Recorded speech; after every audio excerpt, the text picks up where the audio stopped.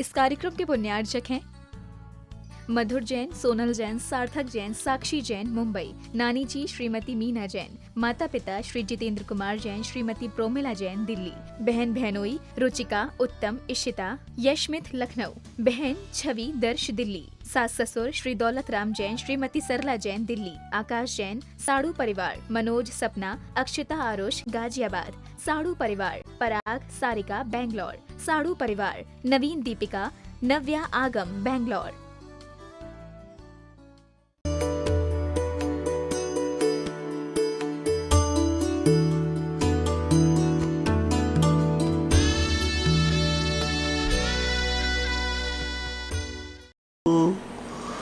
सिद्धार्णं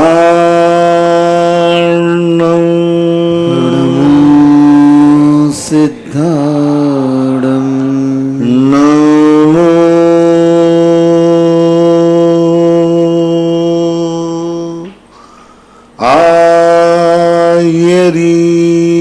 आयरीयार्णं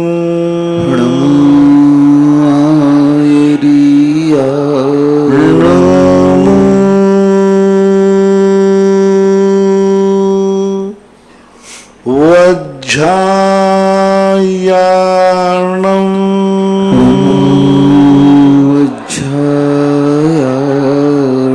नमो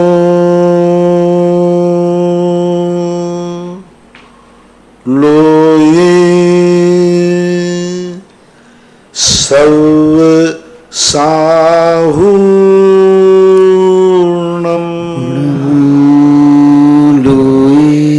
सब साहुड़म।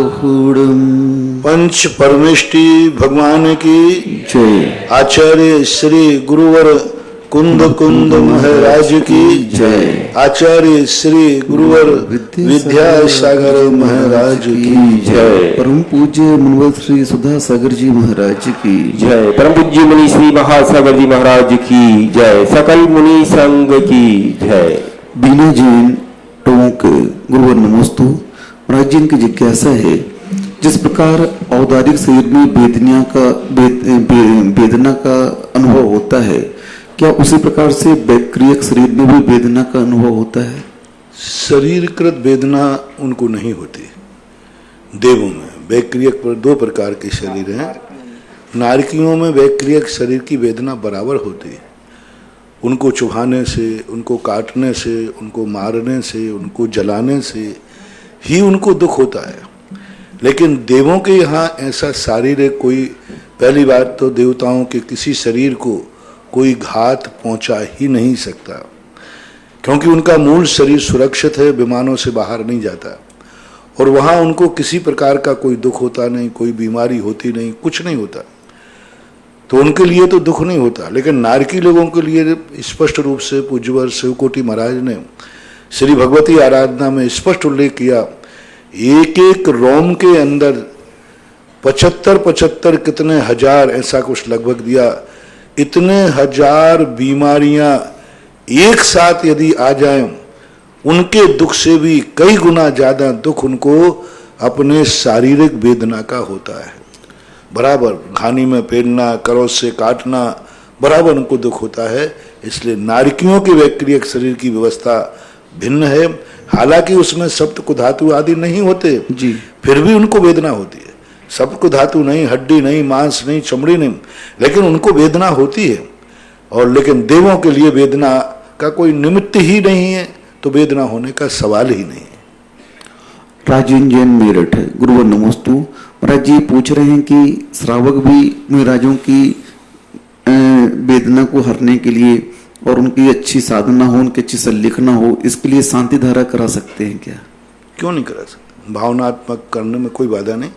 किसी की भी शांति के लिए, किसी भी कार्य के लिए धार्मिक अनुष्ठान, जब ग्रंथ लिखने के लिए पूज्य आचार्य महाराज लोग भगवान के नाम का स्मरण करते हैं कि मेरा ग्रंथ पूर्ण हो, मेरे ग्रंथ में कोई विघ्न ना आए। जब ग्रंथ जैसे और बड़े बड़े जो स्वयं मंगल रूप हैं, वे भी अपने कार्य को सफल करने के लिए भावना भाते हैं, तो आप लोग किसी भी कार्य के लिए, पवित्र कार्य के लिए, अच्छे कार्यों के लिए अपने जीवन के आवश्यक कार्यों के लिए यदि कोई भी धार्मिक अनुष्ठान करते हैं तो गृहस्थ के लिए कोई वर्जित नहीं है, किया जा सकता है। विजय कुमार जैन, रामपुर मनिहारन, उत्तर प्रदेश। गुरुवन नमोस्तु। महाराज जी ये पूछ रहे हैं कि क्या साधु का पिछी परिवर्तन चतुर्मास के पहले बीच में हो सकता है क्या? कभी भी कर लें, कोई फर्क नहीं है। इसका कोई नियत समय नहीं होता, जब जैसी अनुकूलता हो वैसे कर सकते हैं। प्रियांशु जैन, तेंदुखेड़ा दमोह। गुरुवन नमोस्तु। महाराज जी दीपावली के बारे में पूछ रहे हैं कि इस बार दीपावली 27 अक्टूबर को मना रहे हैं और 28 को भी मना रहे हैं, तो जैन दीपावली कब मनाएं हम लोग? 28 को। 28 के प्रातःकाल भगवान स्वामी महावीर स्वामी का निर्माण महोत्सव और 28 के संध्या काल में गौतम गर्दन। मैंने स्पष्ट रूप से कर दिया 2-4 दिन पहले भी कि हमारे यहाँ तिथि का वर्णन नहीं मिला। पूज्यवरेति विश्व महाराज ने तलोय परिणति में स्पष्ट उल्लेख किया कि प्रातःकाल भगवान को निर्माण हुआ और मध्याह्न काल में केवल ज्ञान हुआ। बस गौतम गणधर की तिथि का उल्लेख नहीं है।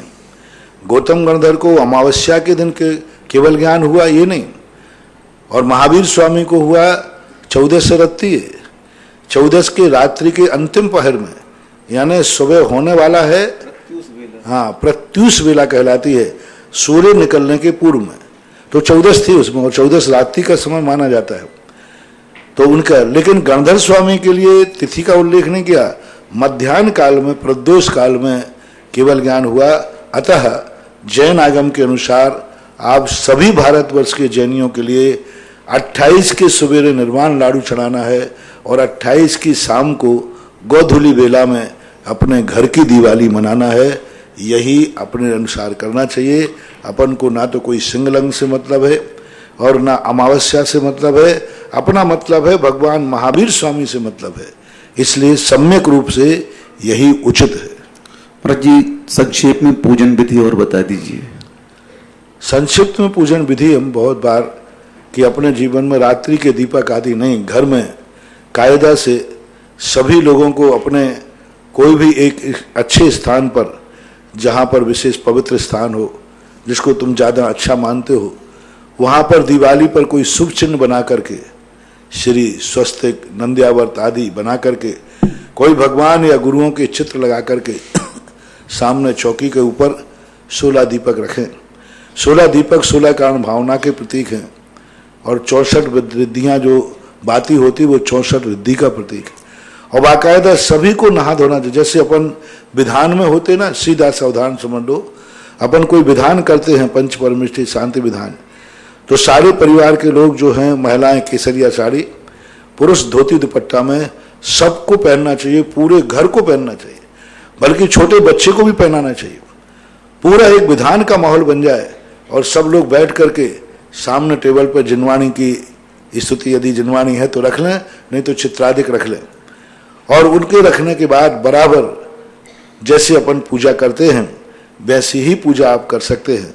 और देवसाद गुरु के स्थान पर अर्घ चढ़ा करके सीधी महावीर स्वामी की पूजा अथवा गणधर परमेष्टि की पूजा अथवा दोनों की पूजा बाकायदा पूजन करके, शांति पाठ करके, विसर्जन करके, फिर बाद में जाकर के आपको यदि मिष्टान आदि वितरण करना है तो पूजा के स्थल से अलग जाकर के आप मिष्टान आदि वितरण कर सकते हैं। लेकिन उस समय तो पूरा माहौल बिल्कुल शुद्ध विधान की पूजन होना चाहिए और अष्टद्रव्य से पूजन करना। फटाके फोड़ना अशुभ है, बारूद का दर्शन ही अशुभ है। मैं बार बार यही तो कहता हूं, तुम लोग समझ ही नहीं रहे हो कि क्या कर रहे हो। बारूद अशुभ है, अमंगलिक है, और तुम दिवाली को शुभ करना चाहते हो, तुम शादी विवाह को मुख्य शुभ करना चाहते हो। फटाका फोड़ने की आवाज भी अशुभ है, अमंगलिक है। बारूद का दिखना, बारूद का जलना, ये दोनों अशुभ है। और फटाके में शुद्ध बारूद होती है, उसको देखना ही अशुभ है, जलना तो महा अशुभ है। इसलिए कोई भी मांगलिक कार्यक्रम पर, कोई भी शादी विवाह में, कोई भी दीपावली आदि उत्सव पर अपने यदि परिवार का मंगल चाहते हो तो कभी भूल करके फटाके नहीं फोड़ना। फुलझड़ी भी नहीं जलाना, फुलझड़ी भी अशुभ ही, अमंगल है, क्योंकि वो बारूद है। सीधी बात एक समझो, जो बारूद है और बारूद को चलाना अमंगलिक की कोटि में आता है, शुभ नहीं है, संकेत नहीं है। ये मुगलों का और अंग्रेजों की देन है। और भारत देश की तो दुश्मन है बारूद। इसी बारूद ने महाराणा प्रताप को झुकाया था, हमारे हिंदुस्तान का सबसे बड़े वीर योद्धा था, उसको घुटने टिका दिए थे इसी बारूद ने। तो बारूद सदा से अपने लिए दोषकारी है। इसलिए भारतवासियों के लिए, जैन को, हिंदुओं को, सारे भारत के लोगों से मेरा कहना है, किसी भी शुभ अवसर पर फटाके मत चलाना, किसी भी शुभ अवसर पर फुलझड़ी मत चलाना, ये तुम्हारे लिए अपशकुन है।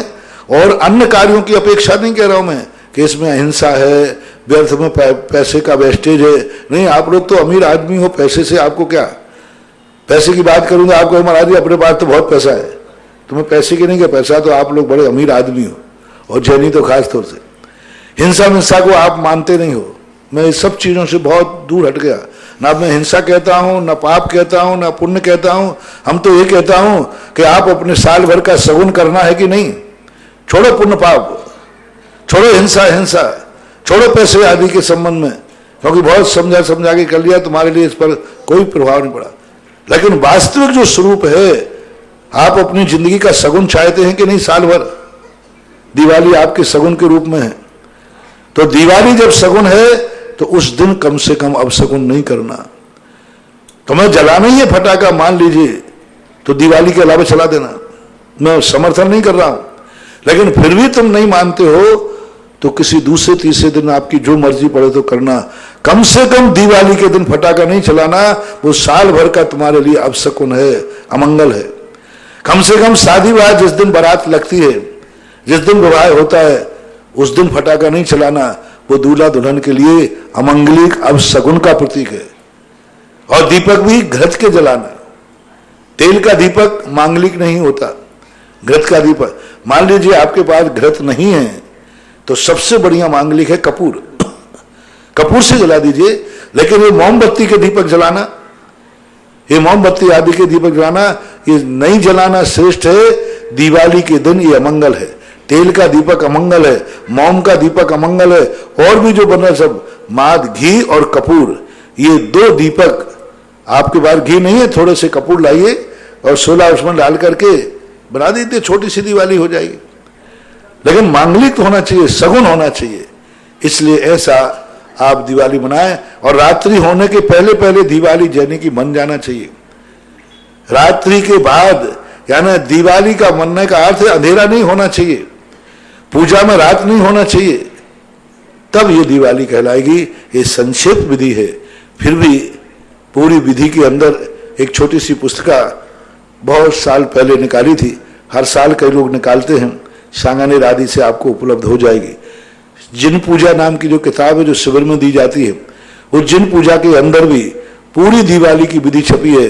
घर की दिवाली कैसे मनाएं, दुकान की दिवाली कैसे मनाएं, फैक्ट्री की दिवाली कैसे मनाएं, आप अपने प्रतिष्ठानों में दिवाली कैसे मनाएं, सारा विवरण उज्जैन पूजा राम की पूजा किताब में पूरा विस्तार से लिखा हुआ है। जी, लाडू का स्वरूप और बता दीजिए कि लाडू किसका बनना चाहिए? लाडू हमेशा ध्यान रखना, ये लाडू जो बनाने की प्रक्रिया में आया, लाडू एक नैमित्तिक क्रिया है। बूंदी का, गिरी का, ये सब लाडू आप लोग बनाने लगे, ये इसलिए बनाने लगे जिससे माली के काम में आ जाए, माली को ध्यान में रखने लगे। इसलिए बनाने लगे कि इसको बनाने में सुविधा जाती है, इसलिए बनाने लगे कि इसको तुरंत खाने में आ जाता है। अब जो शक्कर उबालने के बाद फिर उसको बनाना बहुत मुश्किल होता है, बहुत मुश्किल, कठिन होता है। लेकिन वास्तविक स्वरूप क्या है? ये नैवेद्य नहीं है, ये लड्डू नहीं है, ये लाडू है। लड्डू में और लाडू में बहुत अंतर है। जैसे आप बोलते लाड़ी, लाड़ी राजस्थान में बोलते लाड़ी, लाड़ी प्यारी को बोलते, छोकरी को बोलते लाड़ी है। तो इस प्रकार के लाडू यानी लाडू, लड्डू नहीं लाडू, लाडू शब्द है। लाडू यानी बहुत प्यारा, सबके लिए इष्ट, तो ये लाडू शब्द बोलना चाहिए, लड्डू नहीं बोलना चाहिए। तो लाडू को कैसा होना चाहिए? पहली बात तो पेवर एक वस्तु का बनना चाहिए, यानी शक्कर का मात्र, कोई दूसरी चीज उसमें मिलाना ही नहीं, एक दाना भी नहीं मिलाना, गरी का, बेसन का, कुछ नहीं, पेवर। ये किसका प्रतीक है?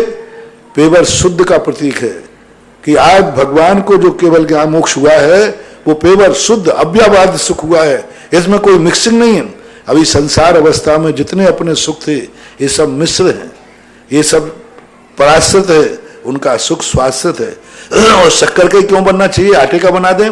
नहीं, मीठा आनंद का प्रतीक है, मीठा एक परमानंद का प्रतीक है, इसलिए शक्कर का ही, मात्र शक्कर का ही लाडू बनना चाहिए। कैसा बनना चाहिए?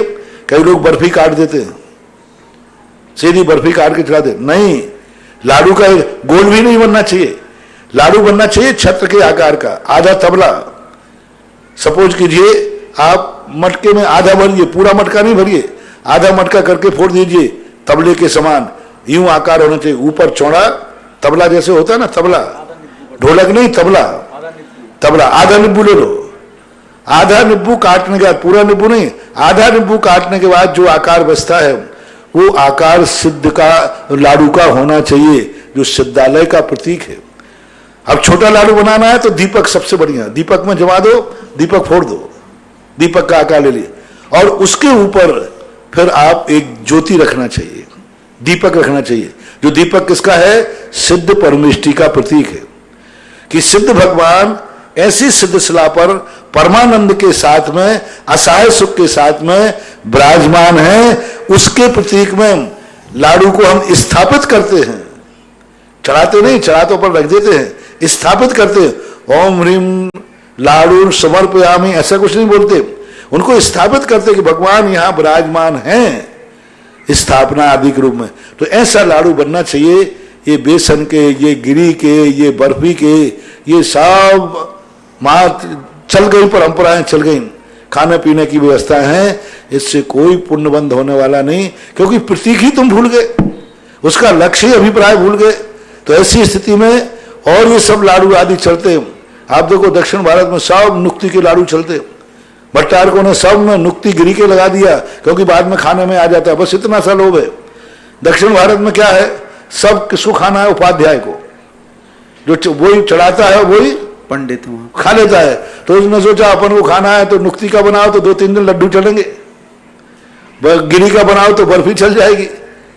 तो इसलिए ये सब खाने पीने वालों लोगों ने बना दिया, और आप लोगों ने रूढ़िवादी मानकर, विवेकहीन होने के कारण, स्वाध्याय के अभाव होने के कारण से यहां भी आप लोगों ने परंपरा। अब तो कई लोग झगड़ा करने, नहीं मैं तो नुक्ति का ही चढ़ाऊंगा, मैं तो गिरी का ही चढ़ाऊंगा, ऐसी सारी जो बातें करने लगे, ये सब अज्ञानता मूलक हैं, पुण्यहीन हैं। विवेकपूर्ण जो मैंने बता दिया वही करना चाहिए। ऑनलाइन जिज्ञासाओं के बाद यहाँ विराजित सभी श्रावक श्रावकाएं और जिनवाणी चैनल के माध्यम से देख रहे सभी श्रावक श्रावकों की ओर से परम पूज्य श्री के चरणों में कोटिशः नमोस्तु नमोस्तु नमोस्तु गुरुवर। और आज की प्रथम जिज्ञासा के लिए आमंत्रित कर रहा हूँ श्री अंकित कुमार जी शास्त्री संगनेर, और उसके बाद तैयार रहेंगी ब्रह्मचारिणी किरण दीदी जी। नमोस्तु महाराज श्री, मेरी जिज्ञासा है कि पक्ष, सपक्ष और विपक्ष क्या है? पक्ष, सपक्ष, विपक्ष। विपक्ष, हाँ, पक्ष तो तुम खुद ही खड़े हो, और विपक्ष तुम्हारा कोई दुश्मन हो सो वो हुआ, सपक्ष तुम्हारा दोस्त हो गया। ये पक्ष, विपक्ष, सपक्ष है। जैसे धुआं है, अब धुआं है, पक्ष हो गया। सपक्ष रसोई घर, जैसे रसोई घर, जब उदाहरण दिया जाता है किसी चीज को सिद्ध करने के लिए, जब किसी को सपोर्ट लिया जाता है उसको सपक्ष बोलते हैं, और प्रतिद्वंदी को जो बिल्कुल उससे विपरीत है उसको बोलते हैं विपक्ष। ऐसा माना। नमोस्तु महाराज। ब्रह्मचारिणी किरण दीदी के बाद तैयार रहेंगे शुभम कुमार जी जैन अशोक नगर। महाराज जी के चरणों में कोटि से नमोस्तु नमोस्तु नमोस्तु। महाराज जी, जीव का जब संसार में भटकने का समय अर्धपुद्गल प्रवर्तन काल शेष रह जाए, जब सम्य दर्शन की प्राप्ति होती है, तो महाराज जी कोई जीव जल्दी मोक्ष चला जाए, कोई देर से जाए, तो अर्धपुद्गल परावर्तन का भी काल महाराज जी जघन उत्कृष्ट मध्यम रहे। पूज्यवर सर्वार सिद्धि में पूज्यपाद स्वामी ने अर्धपुद्गल परावर्तन काल को 3 भागों में बांटा। पहला, सम्यक दर्शन को प्राप्त करने की योग्यता संगी पंचेंद्री होना चाहिए। अब संगी पंचेंद्री के बाद उन्होंने कहा, दूसरी स्थिति बनाई कि जब व्यक्ति अपने पुरुषार्थ करके कर्मों को अंतःकोड़ाकोड़ी में संख्यात 1000 वर्ष की स्थिति और कम कर लेता है, तब उसका अर्धपुद्गल परावर्तन काल शेष रहता है। यानी वास्तविक रूप से जैसे कहा जाता है कि व्यक्ति इसने MA कर लिया, तो अब ये नौकरी के योग्य हो गया, इतने साल का हो गया तो अब ये मुनि बनने के योग्य हो गया। तो वो 8 वर्ष के बाद जो मुनि बनने के योग्य हो गया, तो अर्धपुद्गल परावर्तन काल कब? जब वो संख्यात 1000 वर्ष की स्थिति कम कर देता है अपने पुरुषार्थ के बाद, प्रायोग लब्धि के अंतिम भाग में, वहां जाकर के उन्होंने कहा अब इसका अर्धपुद्गल परावर्तन काल शेष रहा। अभी सम्यक दर्शन नहीं हुआ, लेकिन निश्चित हो गया कि इसको एक अंतर मुहूर्त बाद सम्यक दर्शन होने वाला है। इसलिए अर्धपुद्गल परावर्तन कोई काल नहीं है। उसने इतने कर्मों की स्थिति करने पर उससे कह दिया अब इसकी स्थिति इतनी बची। एक बात, अर्धपुद्गल परावर्तन के लिए पूज्यवर अकलंग स्वामी ने श्री राजवार्तिक काल में लिखा कि अर्धपुद्गल परावर्तन का काल एक अंतर मुहूर्त भी है और असंख्यात 24 भी है। अर्धपुद्गल परावर्तन असंख्यात 24 नहीं होती, एक अंतर मुहूर्त भी अर्धपुद्गल परावर्तन का जघन्य काल है और अर्धपुद्गल परावर्तन का उत्कृष्ट काल है असंख्यात 24।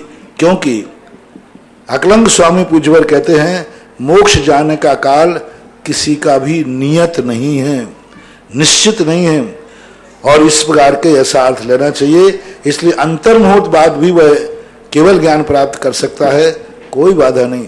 बस इतना है, करण लब्धि के पूर्व और प्रायोग लब्धि के समापन पर उसका अर्धपुद्गल परावर्तन की घोषणा की गई। यानी पुरुषार्थ के माध्यम से अर्धपुद्गल परावर्तन रहता नहीं है, अर्धपुद्गल परावर्तन करता है।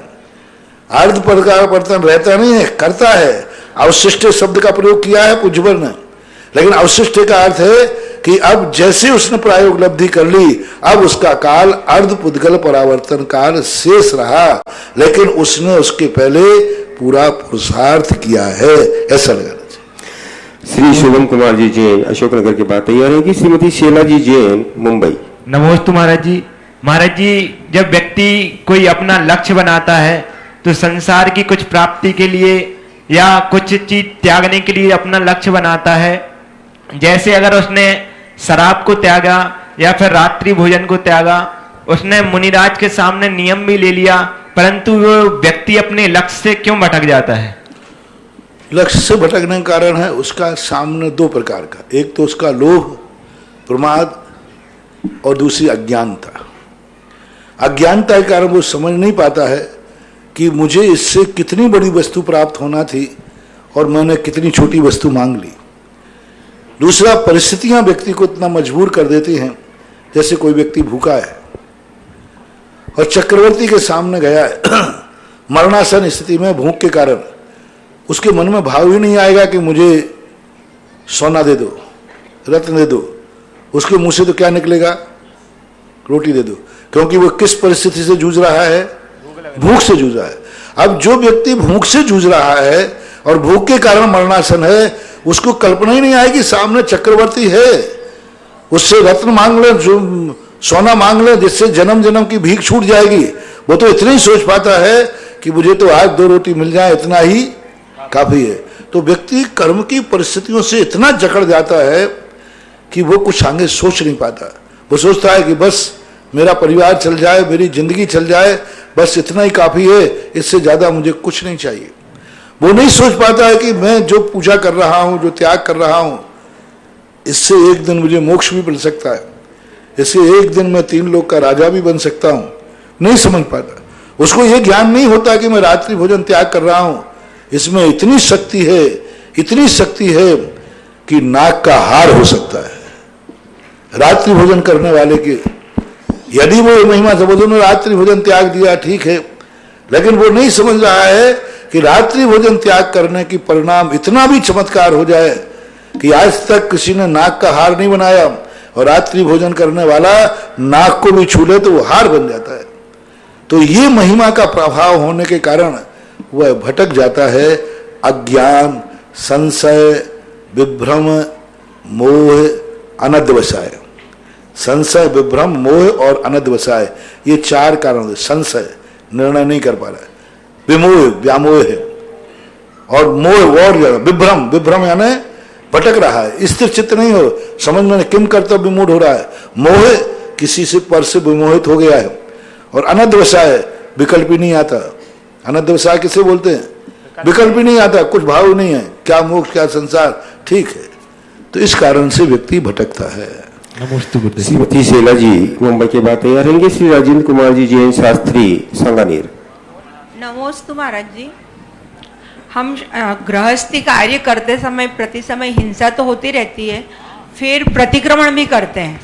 तो हिंसा संबंधी जो पाप कर्म बंधना है वो तो उस समय बन चुका होता है। तो जब वो उदय में आने लायक होते हैं तो प्रतिक्रमण करने से उनका स्थिति अनुभव कम हो जाता है क्या? बिल्कुल होता है। कम से कम तुमने पाप को पाप तो माना।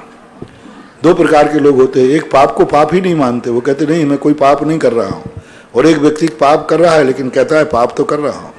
तो बहुत यही पहली बात, प्रतिक्रमण करने का सबसे बड़ा लाभ है।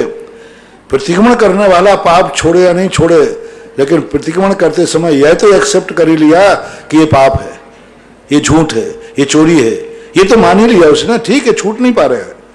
तो पाप को पाप स्वीकार कर लेना ही तो अविरत सम्यक दृष्टि है। अविरत सम्यक दृष्टि कुछ नहीं करता।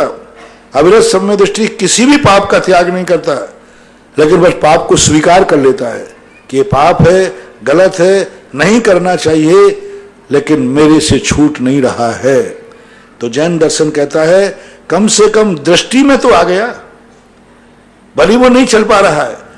झूठा मार्ग दृष्टि में आ गया, झूठा है। सच्चा मार्ग दृष्टि में आ गया, एक कदम भी नहीं चला। चारित मोहे बस लेस न संयम, यानी किंचित मात्र भी त्याग नहीं किया, लेकिन स्वीकार कर लिया है कि सच्चा मार्ग यही था, यही है और यही रहेगा। इसको उसने अंदर से स्वीकार कर लिया। तो प्रतिक्रमण एक ऐसी बहुत अच्छी कला है जो हमारे सम्यक दर्शन की रक्षा करता है, जो कम से कम हम नहीं छोड़ पा रहे हैं तो हमें एहसास तो कराता है कि मैं गलत हूं। कहते हैं ना नीति में, गलती करना इतना बुरा नहीं है, लेकिन गलती को स्वीकार नहीं करना सबसे बड़ा बुरा है। गलती तो सबसे होती है, लेकिन गलती को स्वीकार नहीं करना, नहीं ये कोई गलती है ही नहीं, ये कौन सा गलती है, ये कौन सा पाप है, ये तो आत्मा का स्वभाव है, ये नहीं करेंगे तो और क्या करेंगे। तो वो महापापी है। और जो कह रहा है नहीं गलत तो गलत ही है, लेकिन मैं छोड़ नहीं पा रहा हूं, तो प्रतिक्रमण आलोचना ऐसी करना ही चाहिए। इससे हमारी अनंतानुबंधी कसाय विच्छेद होती है, अनंतानुबंधी कसाय टूटती है। क्योंकि जब जब हम कार्य करेंगे, मान लो अपन आप लोग गृहस्थी हैं, आराम परिग्रह करते हैं, कर रहे हैं, करेंगे, लेकिन बीच में प्रतिक्रमण के समय आपने आलोचना कर ली तो आपकी वह कसाय विच्छेद को प्राप्त हो गई, अनंतानुबंधी कसाय नहीं बन पाई। और प्रतिक्रमण नहीं किया, आलोचना नहीं किया, तो वह पाप हमें अनंतानुबंधी कसाय की तरफ ले जा सकता है। इसलिए करना ही चाहिए। श्रीमती अनीता जी सांगानेर, और आपके बाद तैयार रहेंगी श्रीमती अनीता जी सांगानेर। महाराज श्री नमोस्तु। सांगानेर संस्थान से संचालित महाराज जी तृतीय वर्ष के पाठ्यक्रम, जो 12 वर्षीय पाठ्यक्रम है, उस तृतीय वर्ष के पाठ्यक्रम में 2 विषय हैं, पद्मनंदी पंचविंशति का और द्रव्य संग्रह। सभी परीक्षार्थियों की तरफ से निवेदन है कि पद्मनंदी पंचविंशति का कोर्स बहुत ज़्यादा है, उस कोर्स को थोड़ा आप ऐसा व्यवस्थित कर दें जिससे सबकी चिंता दूर हो। कोर्स जब तैयार होता है वो बुद्धिमानों को, लोगों को ध्यान में रख के होता है, बुद्धुओं को नहीं। हाँ, बुद्धिमानों को। और बुद्धिमान बनाने के लिए कोर्स रखा जाता है, पाठ परीक्षा के लिए नहीं। 2 बात है। इसलिए कोर्स जो रखा गया है वह कोर्स सही है, क्योंकि आगे अभी और ग्रंथ हैं। आगे जब एक पद्मनंदी में कर रहे तो अभी तो समय सार है, प्रवचन सार है, पंचास्तिकाएं हैं, त्रिलोक सार है, त्रिलोक परिणति है, ऐसे महान ग्रंथ हैं। उनको क्या करोगे? त्रिलोक सार भी आगे आएगा कोर्स में 12 वर्ष में, समय सार पूरा ग्रंथ आएगा। तो ऐसे में स्थिति में आपको यदि नहीं बन रहा है, मैंने पहले ही कह दिया, आपसे जितना पढ़ते बनता है उतना पढ़ो ना। आपसे 2 पन्ने पढ़ता है 2 पन्ने पढ़ो, कुछ नहीं बनता है तो किताब का नाम याद कर लो बस, अभी तो ठीक है। पद्मनंदी पंचविंशति का, चलो इतनी पढ़ लो पद्मनंदी। अब रही बात आपके कठिन और सरलता की, तो ये कोर्स के लिए सुधार कर दिया है। द्रव्य संग्रह भी तृतीय वर्ष में है, तो द्रव्य संग्रह की तो प्राकृत गाथाएं और हिंदी दोनों आएंगे, दोनों में से प्रश्न पूछे जाएंगे। पद्मनंदी पंचविंशति आपको संस्कृत के श्लोक नहीं पढ़ना, हिंदी पढ़ना है, क्योंकि संस्कृत के श्लोक तो बहुत सारे 400-500 800 है, तो संस्कृत के श्लोक नहीं पढ़ना। संस्कृत के श्लोक में से कुछ भी नहीं पूछा जाएगा, संस्कृत का श्लोक भी नहीं पूछा जाएगा, संस्कृत के श्लोक में कुछ सारा का सारा हिंदी में से पूछा जाएगा। तो जो अर्थ है वो भी भावार्थ में से नहीं पूछा जाएगा, विशेष अर्थों में से नहीं पूछा जाएगा। मात जो गाथाओं का हिंदी अर्थ नीचे, हिंदी अर्थ ही मात कोर्स में है, श्लोक कोर्स में नहीं है। अब कितना सरल हो गया। पढ़ाने वाले को भी इंग्लिश संस्कृत के श्लोक नहीं पढ़ाना, लेकिन द्रव्य संग्रह की तो जो 58 गाथाएं हैं, उन 58 गाथाओं को तो आपको घोंटना ही है, रटना ही है। जो अच्छे नंबर लाने वाले हैं उनके लिए है, और जिनको नहीं पढ़ते बनता है द्रव्य संग्रह भी, जिनको पढ़ने नहीं आता प्राकृत, हिंदी पढ़ लो ना। आप हिंदी पढ़ने वालों को इतने नंबर का पूछा ही जाएगा कि वो पास हो सकते हैं। यदि मैंने छोटा कोर्स कर लिया, मान लो 2500-3000 लोग पेपर दे रहे हैं, अब 3000 में मान लीजिए 500 लोगों के लिए कोर्स कठिन नहीं लग रहा है, बोले मैं बहुत अच्छा, मैं तो पढ़ लूंगा, 2500 को लग रहा है, तो अब यदि हमने उस कोर्स को कम कर दिया तो 500 लोगों का कितना नुकसान हो गया। और हमारा उद्देश्य क्या है, परीक्षा तो इसलिए रखी है, परीक्षा के नाम से तुम पढ़ लेते हो, मूल उद्देश्य है एक बार आपको स्वाध्याय कराना। एक बार आप स्वाध्याय कर लीजिए बस, कुछ मेरा उद्देश्य समझो। ये परीक्षा, ये कोर्स तो चॉकलेट है कि बच्चा स्कूल नहीं जाता है तो बेटा ये चॉकलेट ले ले। मूल उद्देश्य क्या है, उनको पढ़ाना। मूल उद्देश्य 12 वर्षीय पाठ्यक्रम है ना, स्वाध्याय। आपको पद्मनंदी आंधी आधी रख दूंगा तो आधी कब पढ़ोगे, अगले साल। फिर आंधी के ग्रंथ कब पढ़ोगे, अगले भाव में। 12 साल में ही, अभी 12 साल के अंदर भी अभी 25% जिनवानी पढ़ पाओगे, 75% तो फिर भी बाकी रह जाएगी। इसलिए आप लोग विकल्प ना करें, कोर्स तो जो है वो बहुत अच्छा है, सही है, बस जो संशोधन आपको कर दिया, आप हिंदी से पढ़ना शुरू कर दें। महाराज इसका प्रश्न पत्र भी वस्तुनिष्ठ बनाया जाए। हाँ, वस्तुनिष्ठ ही प्रश्न पत्र होगा। पद्मनंदी के जितने भी प्रश्न आएंगे, कोई श्लोक नहीं पूछा जाएगा, कोई श्लोक का अर्थ नहीं पूछा जाएगा, मात हिंदी में से ऑब्जेक्ट को सही गलत खाली स्थान आदि पूछे जाएंगे। श्लोक जो पूछे जाएंगे वो द्रव्य संग्रह में से पूछे जाएंगे, गाथाएं कि फलानी गाथा का अर्थ लिखो, इस अर्थ को बताने वाली गाथा लिखो, गाथा का एक शब्द लिख दिया जाएगा, आखिरी लिख दिया, इस गाथा को पूरी करो। ये 58 गाथाओं में से आएगा। ये उनके लिए रखा गया है जो टॉपर हैं, जो अच्छे नंबर लाते हैं, जिनके 100 नंबर। इस बार हमने परीक्षा में काफी जांचने में मुझे पसीना आ गया, इतने अच्छे अच्छे नंबर लोगों ने आए। तो इसलिए जो कमजोर हैं संस्कृत प्राकृत में, महिलाएं हैं, वृद्ध लोग हैं, ये लोग डरे नहीं, कोर्स को देख के डरे नहीं। आप तो ये नियम ले लो, मुझे कुछ आवे या नहीं आवे, साल भर में हमें इस ग्रंथ की हिंदी को एक बार पढ़ना है बस, और पेपर देना है। परीक्षा पहला नियम क्या करना, चाहे कोई याद आवे या नहीं आवे, एक बार हमें पद्मनंदी पंचविंशति की हिंदी पढ़ना है, द्रव्य संग्रह की हिंदी पढ़ना है बस, याद भी मत करना, पढ़ना है। और जब पढ़ा है तो आपको परीक्षा देना है, भली चाहे 1 नंबर का 1 लाइन लिख के आना, लेकिन परीक्षा जरूर देना। कम से कम 1 नंबर तो मिलेगा, 0 की अपेक्षा एक तो अच्छा है। इसलिए बिल्कुल मत डरो, आप तो लग जाओ पर पढ़ने में, समय खराब मत करो। मैंने कहा ना, गधा जो होता है ना, एक गधा होता है, वो गधा क्या है, चतुर्मास में सूख जाता है, क्योंकि वो खड़ा खड़ा क्या देखता रहता है बाहर, इतनी घास में कैसे खाऊंगा, इतनी घास में कैसे खाऊंगा, दिन भर यही सोचता रहता है, इतनी घास। क्योंकि जहां तक देखता कहा क्या देखता है, इतनी घास में कैसे खाऊंगा, कैसे खाऊंगा। और शाम हो जाती है, कुमार डंडे मार के चल, भूखा का भूखा रह जाता है। और बैसाख के दिन में वो मस्त हो जाता है, क्योंकि वो घूरे गंदगी में से एक एक तिनका बीनता है और शाम तक पेट भर लेता है। वो कहता है यहां है ही नहीं कुछ। इसी प्रकार से आप लोग कोष को भारी मानकर ऐसा न रह जाए कि आप बिल्कुल ही नहीं पढ़ पाए। इतना कोष कौन पढ़ेगा, इतना कोष कौन पढ़ेगा, इतनी घास कौन खाएगा, ये मत सोचो। तुम तो खाना शुरू करो, पढ़ना शुरू करो, पढ़ पाओगे या नहीं पढ़ पाओगे ये तुम छोड़ दो नियत के ऊपर।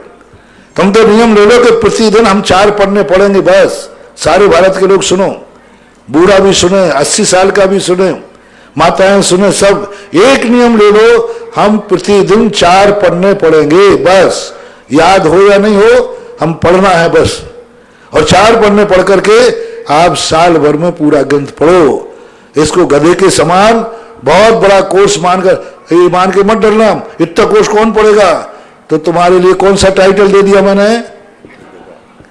सब लोग बोलो, गधे का। इतना घास कैसे खाऊंगा, इतना कोर्स कैसे पढ़ूंगा, ऐसे गधे मत बनना।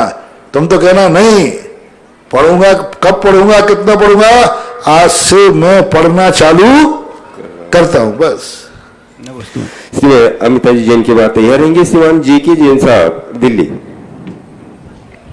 नमोस्तु महाराज जी, नमोस्तु नमोस्तु। महाराज जी, मेरी जिज्ञासा ये है कि तीर्थंकर 8 वर्ष अंतर्मुहूर्त में अणुव्रती हो जाते हैं, तो क्या वो देवों द्वारा लाया हुआ भोजन करते हैं क्या? अणुवृत्ति हो जाते हैं। अणुवृत्ति को देवों के द्वारा लाने में कोई बाधा नहीं। ग्रस्त है ना, आरंभ और परिग्रह है, निमंत्रण पर भी जाता है। अणुवृत्ति देवों के द्वारा लाए हुए भोजन को करने में कोई बाधा नहीं है, कर सकता है। JK जैन साहब, दिल्ली। और उसके बाद तैयार रहेगी श्रीमती निर्मला जी जैन, बिजोलिया। पंचम गुण शांत होते ही उनका। हे मेरे स्वामी, नमोस्तु नमोस्तु नमोस्तु।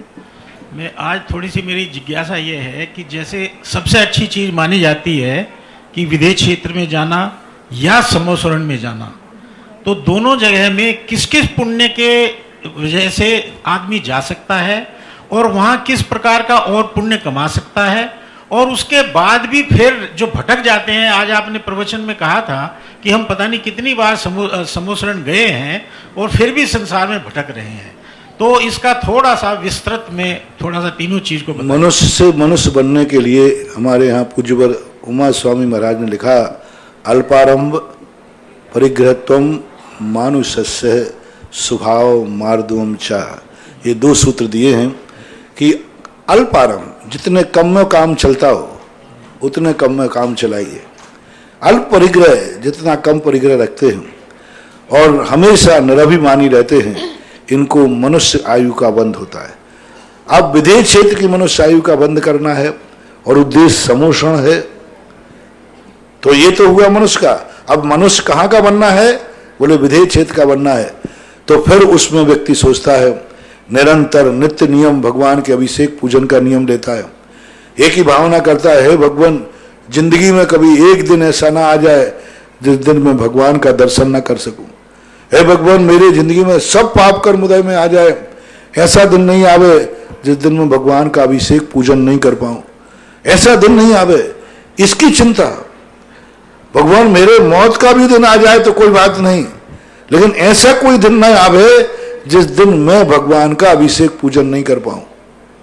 ऐसी जिन्होंने प्रतिज्ञा कर ली है कि नहीं, मुझे वो दिन नहीं चाहिए, मेरी जिंदगी में सबसे बड़ा अशुभ दिन वो है जिस दिन मैं भगवान का अभिषेक पूजन नहीं कर पाऊं, ऐसा नियम जिन्होंने ले लिया है, परिणाम कर लिया है, ऐसे लोगों को विधेय क्षेत्र मिलता है। और जो दर्शन करते करते अपने परिणामों को भाव करते हैं कि हे भगवान, मेरा मनुष्य भर में मिला, लेकिन वहां मिला जहां मोक्ष नहीं है, वो स्थान कम मिलेगा जहां मोक्ष के दरवाजे खुले हैं। और जाकी रही भावना देखी, सो देखी मूरत तिन तैसी। कि निरंतर भगवान के दर्शन करते करते ऐसा परिणाम आवे, तेरी प्रतिमा इतनी सुंदर, तू कितना सुंदर होगा। हे भगवान, जब तेरी मूर्ति देख करके मेरे इतने आनंद भाव हो रहे, तेरे साक्षात दर्शन से क्या होगा। यही तो गंधर्व परमेष्टि इंद्रभूति रुक गया मानस्तम के पास। इंद्र कहता है, क्यों रुक गए साहब, अंदर चलिए। बोले रुको, अभी तक तो मैंने ऐसा आनंद तो पाया नहीं। जिसकी मूर्ति को देखकर इतना आनंद आ रहा है, उसकी साक्षात मुद्रा का क्या आनंद होगा। ऐसा परिणाम जब अपन को आ जाए तो फिर हमें विधेय क्षेत्र की स्थिति की संभावना रहती है। श्रीमती निर्मला जी जैन। एक छोटा सा प्रश्न मेरे बेटे ने मधुर ने भेजा है बॉम्बे से कि वो आदि पुराण आजकल स्वाध्याय कर रहे हैं और भाग 12 में कुछ देवियां मरुदेवी से पूछती हैं कि क्या हम कभी अधूरी चीज कोई पढ़ सकते हैं, तो मरुदेवी ने उत्तर दिया कि कभी कभी ऐसा श्लोक आप पढ़ सकते हो, बस अधूरा श्लोक पढ़ सकते हो। तो इससे क्या तात्पर्य है? अधूरे का अर्थ है, प्रश्न पूछा गया कि कोई भी चीज को हम अधूरी पढ़ सकते हैं, तो उन्होंने कहा श्लोक यानी अपने आप में प्रयोजन भूत यदि वस्तु हमें मिल जाती है तो फिर अधूरी से कोई मतलब नहीं है। हम कोई चीज को प्रयोजन सिद्ध करना चाहते हैं, वो प्रयोजन हमारा एक वाक्य में सिद्ध हो गया। हमारा प्रयोजन था कि हमें गुरु से कोई मंत्र मिलना चाहिए, ये प्रयोजन था, तो नमो रहंताणम कह दिया, बस हमारा कल्याण हो गया। हमें पूरा नमो सिद्धाणम चाहिए ही नहीं, प्रयोजन हो गया। नमो रहंताणम से भी हमारा बेड़ा पार हो सकता है। तो हमारी प्रयोजन सिद्ध हो जाए फिर उसके लिए ग्रंथ का अधूरी स्वाध्याय करना या पूरा करना ये मायना नहीं रख सकता। मायना रखता है हमारा प्रयोजन। तो वो शायद प्रयोजन के अर्थ में उन्होंने कहा होगा, प्रयोजन सिद्ध होने पर अधूरा और पूरे का कोई भेद नहीं होता, ऐसा कोई समाधान होना चाहिए। नमस्ते। श्रीमती निर्मला जी जैन की बात यह रहेंगे। पंडित प्रिंसू जी शास्त्री सांगानेर। नमोस्तु महाराज जी। वैष्णव दर्शन में गंगा के स्नान कर आए तो मान लेते हैं कि कोई दुर्गति होने वाली नहीं है, और जैन दर्शन में समेत शिखर जी की वंदना करके आते हैं तो सोचते हैं कि नरक गति नहीं मिलेगी। फिर चाहे महाराज जी मेरी शंका है कि फिर कैसे भी परिणाम रखो, यह कहाँ तक सत्य है? ऐसा तो नहीं लिखा, ना वहां लिखा ना यहां लिखा। ये नहीं लिखा कि सम्मेत शिखर की वंदना करके आओ फिर कैसे भी परिणाम करो तो सदगति होगी। इतना ही लिखा है, सम्मेत शिखर को भाव सहित बंदे जो कोई ताहे नरक पशुगति नहीं हुई। वो इसलिए लिख दिया कि सम्मेत शिखर की वंदना के बाद कोई गलत कार्य करेगा ही नहीं, और कर रहा है तो उसने सम्मेत शिखर की वंदना ही नहीं की। इतने मात्र से हो जाए तो बड़ा सरल हो जाएगा। शाम को बैठो जयपुर से और एक दिन 30 दिन वापस आ जाओ, अब बस अब पियो जम की बोतलों पर बोतलें, सम्मेत शिखर का आइडेंटिटी कार्ड हो गया। नहीं, ऐसा नहीं। वैष्णव दर्शन के भी ऐसा नहीं है कि गंगा नहाए। उनके आज सब आता है कि कृष्ण जी ने तुम्बी भेज दी, कड़वी तुम्बी, कि जाओ मेरी गंगा को इसको नहा के लाओ, और नहाने के बाद आए और सबको मिला करके वही परोस दी। तो सब पांडव कौरव कह रहे ये तो कड़वी है, तो बोले ये तो कड़वी है, गंगा जी नहाने के बाद मीठी नहीं हुई। अरे साहब, गंगा नहाने से कोई कड़वी तुम्बी मीठी होती है क्या? तो इसी प्रकार कृष्ण जी कहते हैं गंगा नहाने से कोई पवित्र नहीं होता है, जब तक अंदर कसायों की कड़वाहट रहेगी वो गंगा नहाने से दूर नहीं होती। इस उदाहरण से ये स्पष्ट हो गया कि गंगा नहाने मात्र से कल्याण नहीं है, कड़वाहट दूर करने से होती है। ऐसा इसलिए गलत उसका अर्थ कहीं नहीं लिखा, दोनों जगह अपनी अपनी मर्यादा है। प्रिंस जी शास्त्री की बात तैयार रहेगी। सविता जी जैन लातूर। नमोस्तु भगवान। भगवान, मंदिर में वेदी का जीर्णोद्धार कराना है, उस पे जिन्होंने पहले मंदिर का उस वेदी का निर्माण किया था उनका नाम लिखा हुआ है। अब पुनः हम उस वेदी का निर्माण कराना है तो वो नाम मिटा करके फिर जो निर्माण कराएगा उनका नाम लिखा जाएगा। परंतु कुछ लोगों का कहना है कि अगर ऐसा करोगे तो जिन लोगों का पहले नाम लिखा था उसको मिटाओगे तो उनके परिवार वालों पर संकट आएगा। तो क्या उनका यह कहना है? पहली बात, संकट नहीं आएगा, बिल्कुल भी नहीं आएगा। कितनों के नाम लिखते जाओगे, उसका विज्ञापन हो गया ना। इतने साल से तो विज्ञापन हो रहा था, एक सेकंड के विज्ञापन के कितने रुपए लगते। अब इतने सालों से उसने 1,50,000 रुपए लगाए होंगे, इतने सालों से दुनिया ने पढ़ लिया। अरे चक्रवर्ती को ही जब पुराने चक्रवर्ती का मिटा करके नाम लिखना पड़ता है तो ये भेदी कौन सी बड़ी बात है। तो उसका नाम इतने सालों तक चल गया, यही बहुत है। कायदा से अब कोई विकल्प नहीं करना चाहिए। फिर भी यदि विवाद का विषय बनता है तो उसका एक ही तरीका है कि बाजू में एक पाटिया लगाओ, पुरानी वेदी इन्होंने बनवाई थी और नवीन वेदी इन्होंने बनाई, दोनों के नाम लिख दो। और तीसरी बार बना तो फिर तीसरी का लिख देना। ऐसा एक बार हमारे कहीं एक स्थान पर हुआ था, हमने कहा भाई दोनों के नाम लिख दो, पुरानी भी इनकी इतनी बनाई थी जो जीर्ण शीर्ण हो गई, अब नवीन वेदी इन्होंने बनाई। तो यही तरीका है और कोई तरीका नहीं। नमोस्तु भगवान। सविता जी जैन लातूर के बात तैयार रहेंगे। महावीर जी जैन शास्त्री सांगानेर। नमस्ते महाराज जी, अपने जैन धर्म में कार्तिक स्नान का क्या महत्व है, करना चाहिए या नहीं? कोई स्नान महत्व नहीं, अपने आप प्रतिदिन स्नान करो, कोई अलग से स्नान करने का कोई महत्व नहीं होता।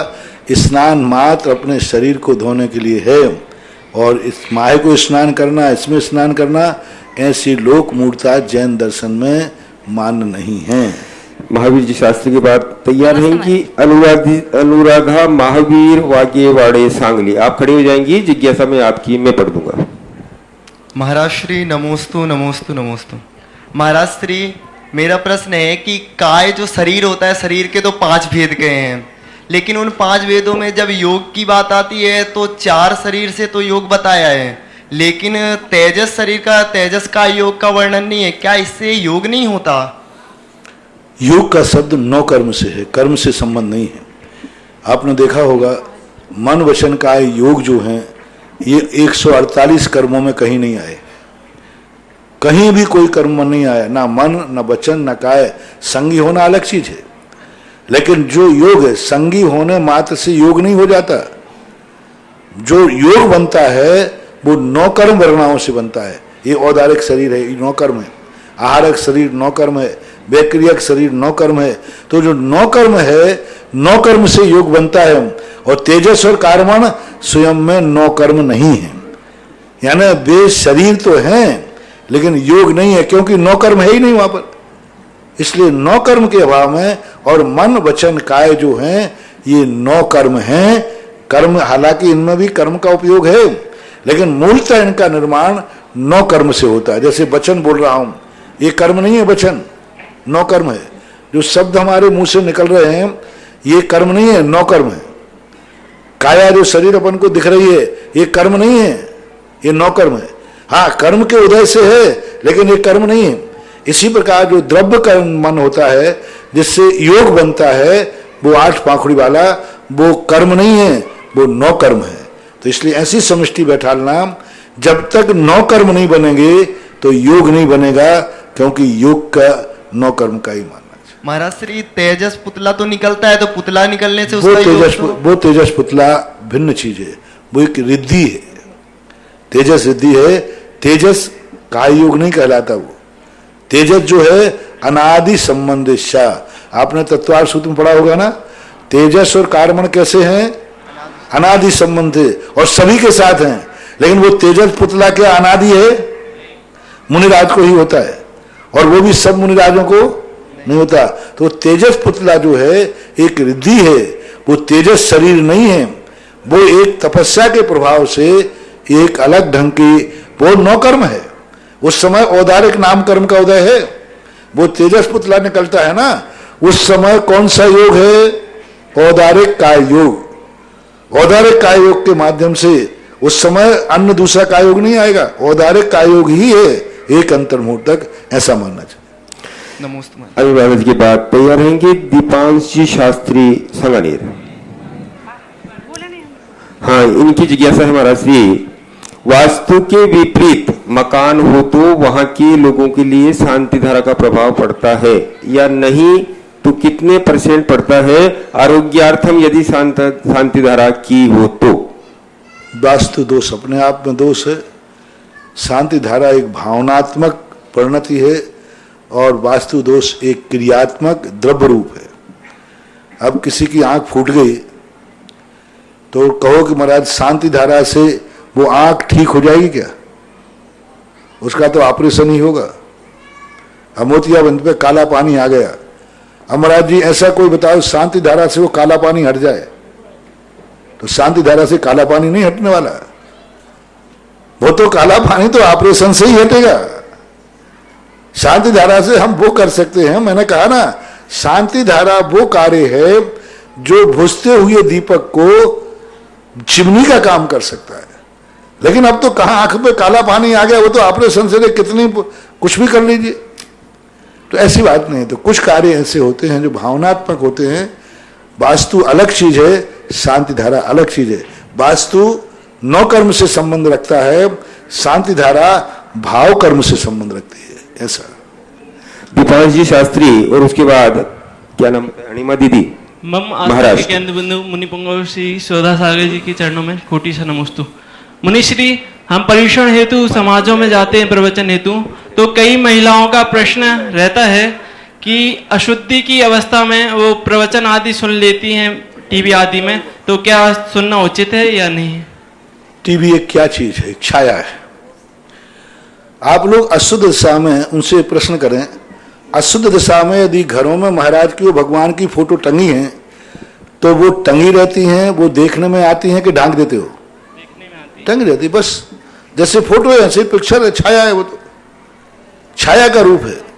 बस इतना सा मैंने मर्या, क्योंकि उसमें एक छाया है, प्रतिबिंब है। जैसे आप महाराज को आहार दे रहे हैं तो सोले कपड़े पहनते हैं, लेकिन आहार वहां पर जाकर के देख रहे हैं तो अलग चीज है, वो छाया का रूप प्रतिबिंब है। महाराज आहार दिन में करते हैं और टीवी में 9:40 पे आ रहा है, तो ये छाया है, प्रतिबिंब है, वो साक्षात नहीं है।